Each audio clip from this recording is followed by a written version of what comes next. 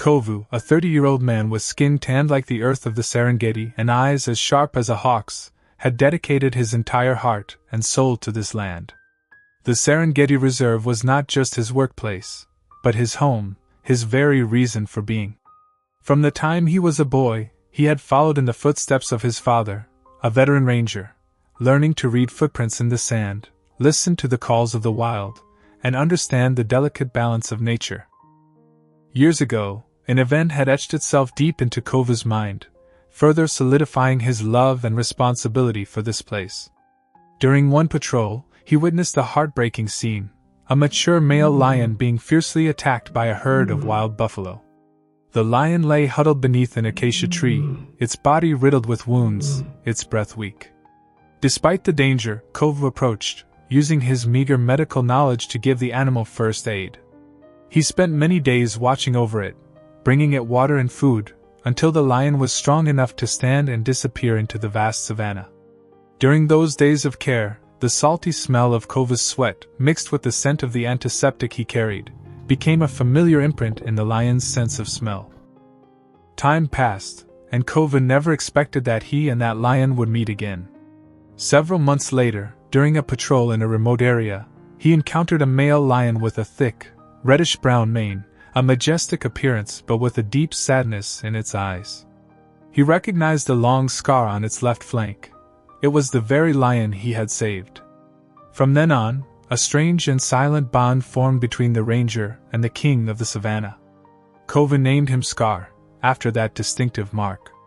He often saw Scar lingering near his patrol area, sometimes just a fleeting glimpse, sometimes a soft growl like a greeting.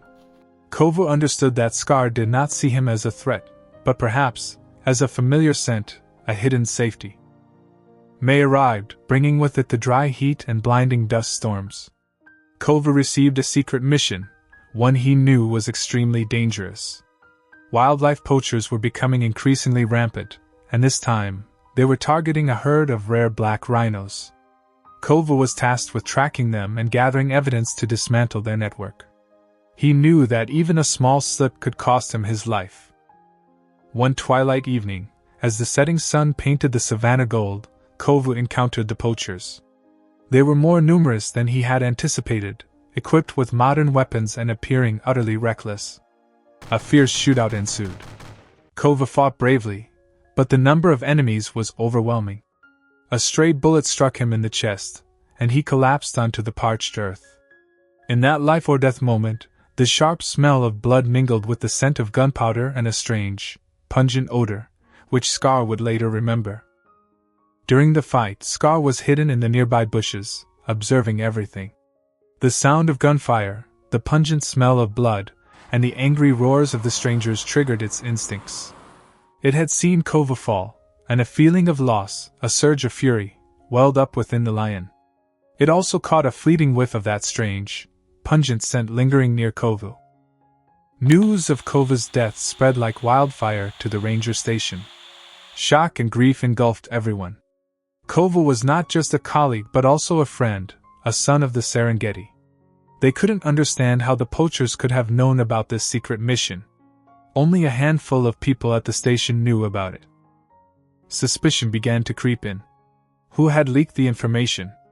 Who had betrayed Kovu? Among the rangers was a man named Nuka.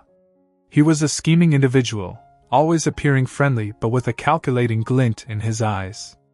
Nuka was constantly short of money and often involved in gambling.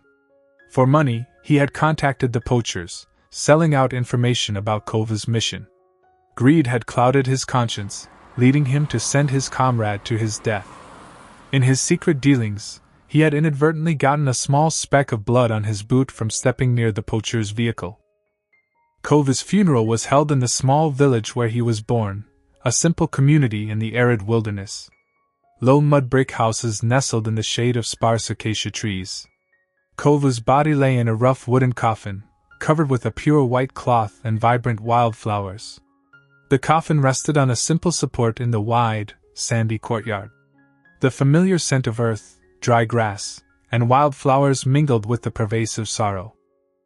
At noon, when the sun was at its zenith, the intense heat enveloped everything. Villagers, Kova's colleagues, and loved ones stood silently around the coffin, grief etched on every face. Prayers were whispered, and tears fell silently onto the hot sand. Suddenly, a resonant roar tore through the midday stillness. The deep, powerful, and furious roar startled everyone. From the distance, amidst the swirling dust, a majestic figure appeared. It was Scar. It approached the funeral, and in the quiet air, its keen sense of smell immediately recognized Kova's familiar scent, now faint amidst the earth and flowers. But mixed in, it also smelled that familiar pungent odor, the one it had briefly caught near Kova on that fateful day. The lion approached the funeral, its fiery eyes fixed on the coffin. It stopped a short distance away, growling once more, like a lament, a final farewell to the friend who had once saved its life. Then, guided by its sense of smell, Scar clearly detected that familiar pungent scent, now emanating from a man standing in the crowd with a pale face, Nuka. Scar's unexpected appearance caused a stir in the crowd. Many people fearfully backed away, but others, especially the rangers who knew about the bond between Kova and Scar, stood silently, choked with emotion. Then, an unexpected event occurred. Scar turned its head, its fierce gaze fixed on Nuka, who was standing in the crowd with a pale face. The unpleasant pungent smell clung to him like an invisible accusation in the lion's keen nostrils. Scar let out an angry roar and charged straight at Nuka with terrifying speed. A terrified scream erupted. Everyone scattered except for Nuka. He seemed frozen in place, his legs unable to move. Scar pounced on him, but not to bite and tear. The massive lion placed a front paw on Nuka's back, pinning him to the dusty ground. Sharp claws were just inches from his flesh. Nuka lay face down on the ground, trembling like a leaf. He was not injured, but the sheer terror had paralyzed him. He could feel the lion's hot breath and threatening growl just behind his neck. The pungent smell on him seemed to intensify with his fear. Scar roared again, a furious sound echoing throughout the village. Its eyes remained fixed on Nuka, as if trying to read the betrayer's heart. It seemed that, somehow, the lion had sensed his deceit and guilt, its keen nose connecting the pungent scent at the crime scene to the trembling man before it. The other rangers, after the initial shock, regained their composure and surrounded Scar. They pointed their guns at the lion, but no one dared to pull the trigger. They understood that Scar was not acting without reason. Finally, after a threatening growl, Scar slowly lifted its paw from Nuka's back. It glanced at Kova's coffin one last time, then turned and strode away into the hazy dust, leaving behind a motionless Nuka and a horrified but also suspicious crowd. The pungent smell still lingered in the sand, like an invisible piece of evidence. Scar's strange appearance and actions clarified all doubts. Without a single confession, the lion's behavior, guided by its keen sense of smell, had exposed Nuka's true colors. Wrathful gazes turned towards him.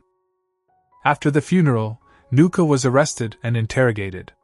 Under the pressure of circumstantial evidence and the torment of his conscience, he finally confessed. He admitted to selling information to the poachers for dirty money, and investigators also found a small trace of blood on his boots. The story of Kova and the lion's scar became a legend in the Serengeti. It was a testament to friendship that transcended species, to loyalty, and to righteous fury against evil, guided by both the heart and the keen nose of a king of the savannah.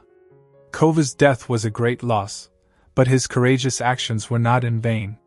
The poachers were brought down, and justice was served, albeit in a very special and unexpected way. As for Scar, no one knew where it went after leaving the funeral. But the people of the Serengeti believed that Kova's spirit always accompanied the king of the savannah, protecting the land they both loved and dedicated their lives to. The lion's roar sometimes echoed in the still night, like a remembrance, a vow to protect the wildlife of the Serengeti, and perhaps, somewhere in the wind, a faint pungent scent still lingered. The story of Kova and Scar, steeped in the legendary aura of the Serengeti, conveys a profound message about friendship that transcends all species boundaries. The extraordinary bond between the devoted ranger and the valiant king of the savannah demonstrated that kindness and help can nurture sacred relationships, rising above instinct and difference. Furthermore, the story is a powerful affirmation of the strength of loyalty and genuine fury against evil. Kovu's courageous actions in the fight against the poachers and Scar's unexpected punishment showed that justice can be served in unforeseen ways, and sometimes, the seemingly instinctual wild creatures are the most powerful embodiment of righteousness and protection for what is sacred. Finally, the story hints at the deep connection between humans and nature, where life and death, loyalty and betrayal, intertwine, creating legends that stir the heart.